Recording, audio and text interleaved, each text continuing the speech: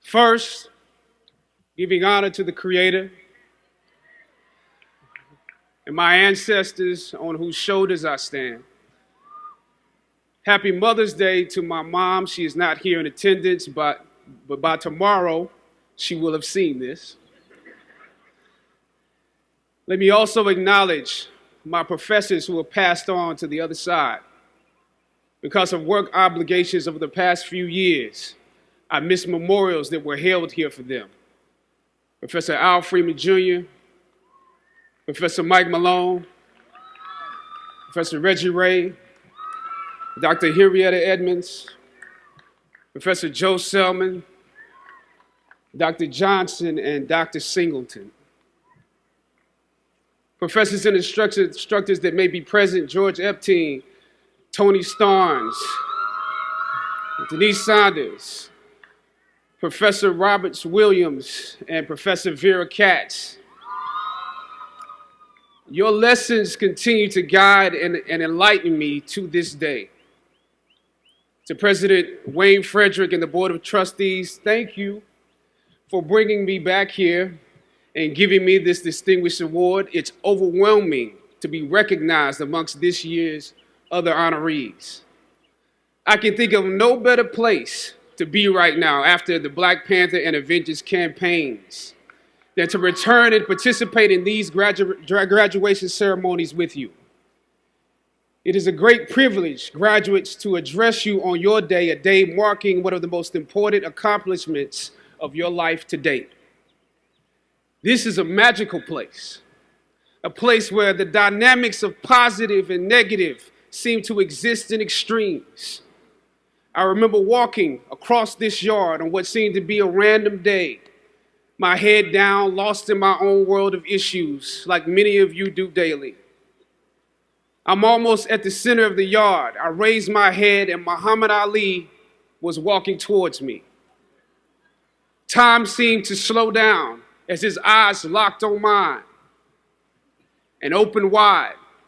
He's raised his fist into a quintessential guard. I was game to play along with him, to act as if I was a worthy opponent. What an honor to be challenged by the GOAT, the greatest of all time, for a brief moment. His face was as serious as if I were Frazier in the Thriller in Manila. His movements or flashes of a past greater than I can imagine. His security let the joke play along for a second before they ushered him away.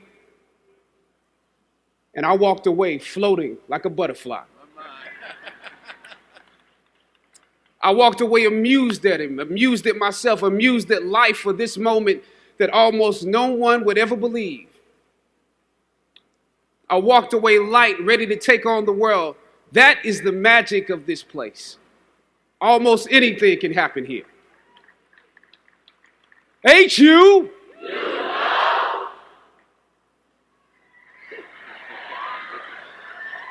Howard University.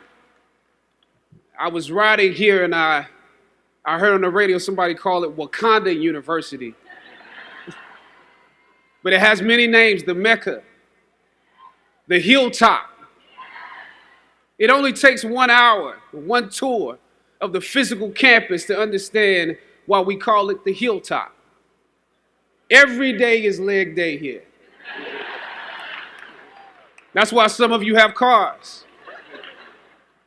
During my junior and senior years, I lived in a house off campus at Bryant Street. For those of you, that's right, Bryant Street. For those of you who don't know what that means, that's at the bottom of the hill where the incline gets real. Almost every day I would walk the full length of the hill to Fine Arts, where most of my classes were, carrying all of my books, because once you walk that far on foot, you're not walking back home until it's time to go home for good. But beyond the physical campus, the Hilltop represents the culmination of the intellectual and spiritual journey you have undergone while you were here. You have been climbing this academic slope for at least 3 or 4 years, for some of you, maybe even a little bit more. Throughout ancient times, institutions of learning have been built on top of hills to convey that great struggle is required to achieve degrees of enlightenment. Each of you had your own unique difficulties with the hill. For some of you, the challenge was actually academics. When you hear the words magna cum laude, you know that's not you. That's not you. You worked hard, you did your best, but you didn't make A's or B's, sometimes C's. You never made the dean's list, but that's okay. You're here on top of the hill.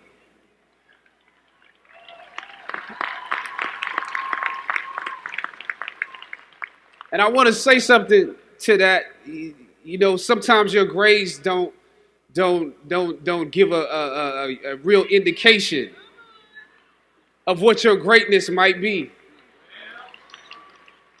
So it really is okay. For others, it was financial. You and your family struggled to make ends meet every semester of your matriculation. You had to stand in one line to get to another line, to get to another line for somebody that might help you. You had to work an extra job or two, but you're here. For a lot of you, not all, but a lot of you, your hardest struggle was social. Some of you never fit in. You were never as cool and as popular as you wanted to be, and it bothers you. So your social struggles here became psychological. Even though you made it up the hill, you carry the baggage of rejection with you, but you're here. Or some of you went through something traumatic. You made it to the top of the hill, but not without scars and bruises. Some of you fit in too much. You were on the yard rapping on your frat block when you were supposed to be in class. Or you got caught up in the DC party life. I know how that is. I mean, we're right here in the midst of the city. Sometimes you forgot you were in school. You probably could have graduated with honors, but instead you are getting an oh yeah degree today. Oh yeah, I have class. Oh yeah, I have that paper due. Oh yeah, I have a final. You were literally too cool for school. You waited until the last minute to do your best work, and it's a wonder that you made it up the hill at all because you carried the baggage of too much acceptance. Most of you graduating here today struggled against one or more of the impediments or obstacles I've mentioned in order to reach this hilltop. When completing a long climb, one first experiences dizziness, disorientation, and shortness of breath due to the high altitude. But once you become accustomed to the climb, your mind opens up to the tranquility of the triumph. Oftentimes, the mind is flooded with realizations that were for some reason harder to come to when you were at a lower elevation. At this moment, most of you need some realizations because right now you have some big decisions to make. Right now, I urge you, in your breath, in your eyes, in your consciousness, invest in the importance of this moment and cherish it. I know some of you might have partied last night. You should celebrate, but this moment is also part of that celebration. So savor the taste of your triumphs today. Don't just swallow the moment whole without digesting what has actually happened here. Look down over what you conquered and appreciate what God has brought you through.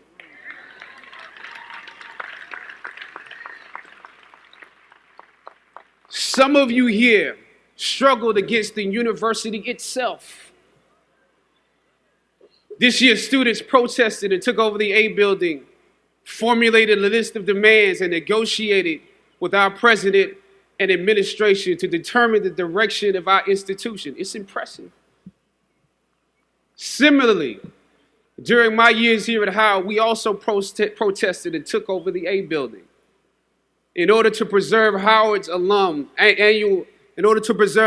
annual appropriations from Congress. President H. Patrick Swagger decided to reduce the number of colleges at the university. By his plan, engineering would need to merge with architecture, nursing would merge with allied health, and fine arts, my school, would be absorbed by arts and sciences. That's how we saw it, absorbed. For many of us in fine arts, this signaled to us that our curriculums or the curriculums of students following us might become watered down concentrations. This undermined the very legacy we were proud to be a part of and aim to continue. The fine arts program had produced Felicia Rashad, Debbie Allen, Isaiah Washington, Richard Wesley, Donnie Hathaway, Roberta Flack, just to name a few.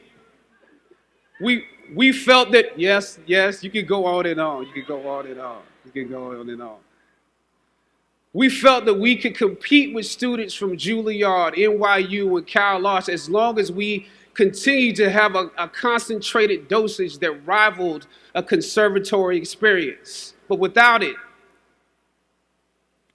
although we took over the A building for several days and presented our arguments to President Swagger and the administration, the schools were still merged. Thus, the current collection or formation of schools exists. That's why I view your recent protest as such an accomplishment for both sides of the debate, student and administration. I didn't come here to take sides. My interest is what's best for the school. A Howard University education is not just about what happens in the classroom, students. In some ways, what you were able to do exemplifies some of the skills you learned in the classroom. It takes the education out of the realm of theory and into utility and practice. Obviously, your organization skills were unprecedented. I'm told that you organized shifts so that you could at least continue some of your classes. We missed all our classes. We were in the A building. And I'm told that through donations, there was always an ample helping of food. I probably ate a slice of pizza during the entirety of our 3-day protest. So your organization and planning was impeccable. You received the majority of your demands, making a significant impact on those who came after you. As is often the case, those that follow most often enjoy the results of the progress you gain. You love the university enough to struggle with it. Now I have to ask you that you have to continue to do that. Even now that you received your demands, even if you're walking today, you have to continue to do that. Everything that you fought for was not for yourself. It was for those that come after. You could have been disgruntled and transferred, but you fought to be participants in making this institution the best that it can be. But I must also applaud President Wayne Frederick and the administration for listening to the students.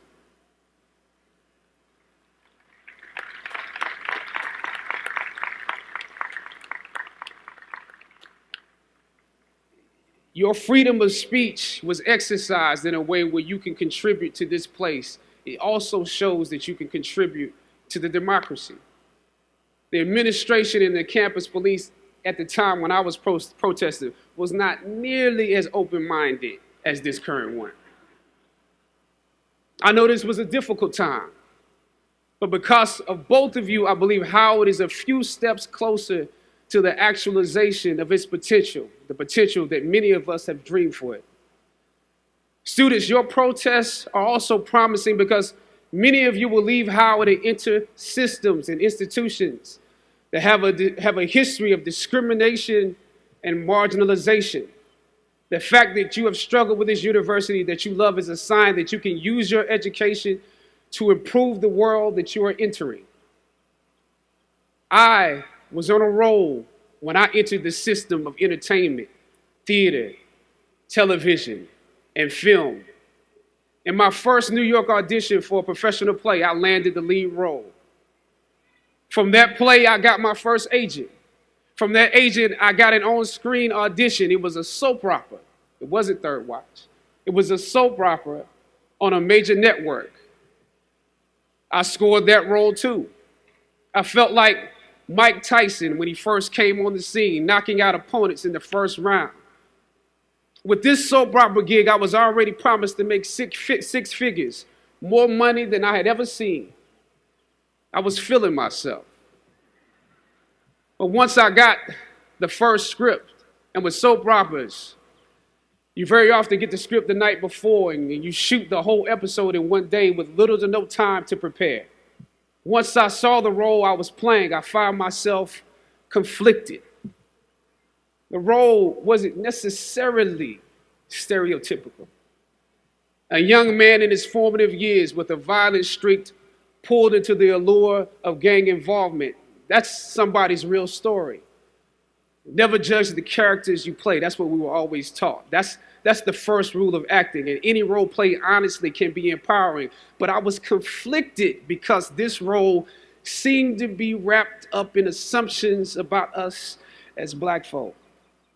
The writing failed to search for specificity. Plus, there was barely a glimpse of positivity or talent in the character, barely a glimpse of hope. I would have to make something out of nothing. I was conflicted. Howard had instilled in me a certain amount of pride, and for my taste, this role didn't live up to those standards. It was just my luck that after filming the first 2 episodes, execs of the show called me into their offices and told me how happy they were with my performance. They wanted me to be around for a long time. They said, if there was anything that I needed, just let them know. That was my opening. I decided to ask them some simple questions about the background of my character, questions that I felt were pertinent to the plot. Question number 1, where's my father?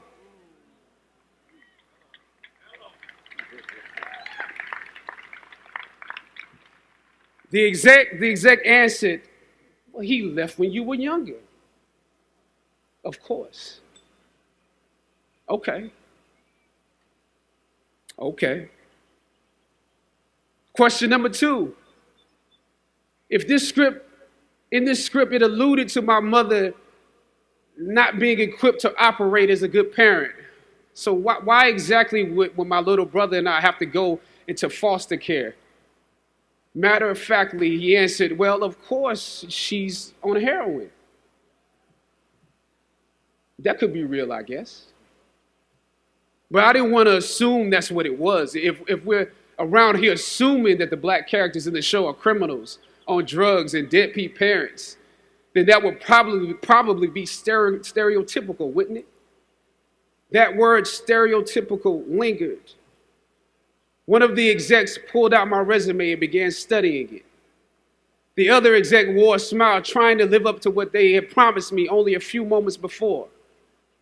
If there's anything you need, just let us know. She said, as you have seen, things move really fast around here.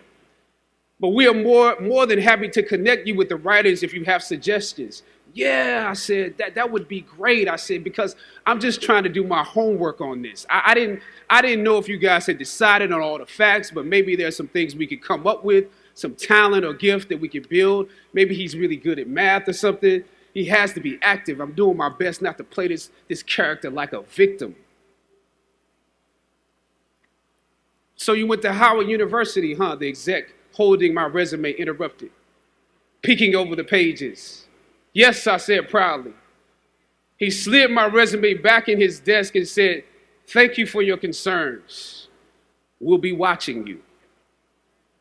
I left the office. I shot the episode I had come in to shoot on that day. Probably the best one I did out of the 3 because I got what was bothering me off my chest. I was let go from that job on the next day. A phone call from my agent. They decided to go another way. The questions that I asked set the producers on guard and perhaps paved the way for a less stereotypical portrayal for the Black actor that stepped into the role after me.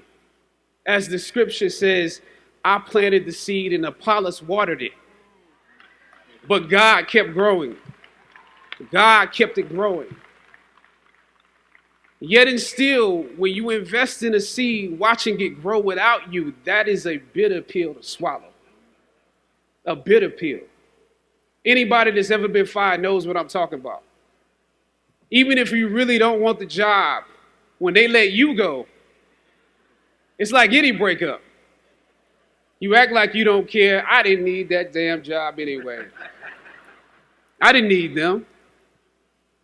But when you have those moments alone, you start to wonder if there was a better way to handle it. And if you could have handled it better, maybe you could help your family. And then before you know it, you're broke. And you find yourself scraping together change just so you can ride the subway so that you can get the next job. And maybe if you could book something else, that would eclipse the feeling of doubt that's building. But it seems like you can't pay them to hire you now. My agents at the time told me it might be a while before I got a job acting on screen again. Well, that was fine because I never wanted to act in the first place. And I definitely didn't want to be caught dead going after a fake Hollywood pipe dream. I'm more of a writer-director anyway, so forget their stories. I can tell my own stories. But am I actually blackballed? We're hesitant about sending you out to some people right now because there is a stigma that you're difficult. As conflicted as I was before I lost the job, as adamant as I was about the need to speak truth to power, I found myself even more conflicted afterwards. I stand here today knowing that my Howard University education prepared me to play Jackie Robinson, James Brown, Thurgood Marshall, and T'Challa. But what do you do when the principles and standards that were instilled in you here at Howard close the doors in front of you? Sometimes you need to get knocked down before you can really figure out what your fight is and how you need to fight it. At some point, my mind reverted back to my experiences here, to the professors that challenged me and struggled against me. Professor Roberts Williams, Doc Singleton, George Epstein, to name a few, the ones that would fail you out of the goodness of their hearts.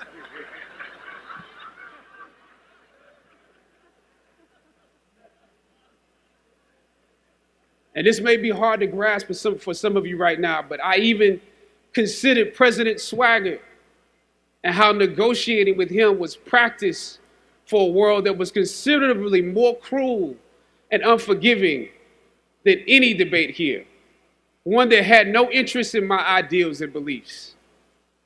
How would I maneuver through all of this? Finally, I thought of Ali in the middle of the yard, in his elder years, drawing from his victories and his losses. At that moment, I realized something new about the greatness of Ali and how he carried his crown. I realized that he was transferring something to me on that day. He was transferring the spirit of the fighter in me. He was transferring the spirit of the fighter to me. He was transferring the spirit of the fighter to me. Sometimes you need to feel the pain and sting of defeat to activate the real passion and purpose that God predestined inside of you. God says in Jeremiah, I know the plans I have for you. Plans to prosper you and not to harm you. Plans to give you hope and a future. Graduating class, hear me well on this day. When you have reached the hilltop and you are deciding on next jobs, next steps, careers, further education, you would rather find purpose than a job or a career. Purpose crosses disciplines. Purpose is an essential element of you. It is the reason you are on the planet at this particular time in history. Your very existence is wrapped up in the things you are here to fulfill. Whatever you choose for a career path, remember the struggles along the way are only meant to shape you for your purpose. When I dare to challenge the system that would relegate us to victims and stereotypes with no clear historical backgrounds, no hopes or talents, when I questioned that method of portrayal, a different path opened up for me. The path to my destiny. When God has something for you, it doesn't matter who stands against it.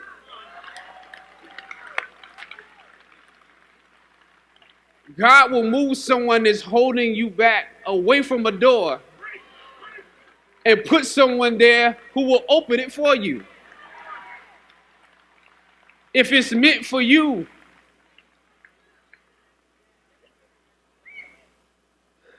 I don't know what your future is, but if you're willing to take the harder way, the more complicated one, the one with more failures at first than successes, the one that has ultimately proven to have more meaning, more victory, more glory, then you will not regret it. Now, this is your time.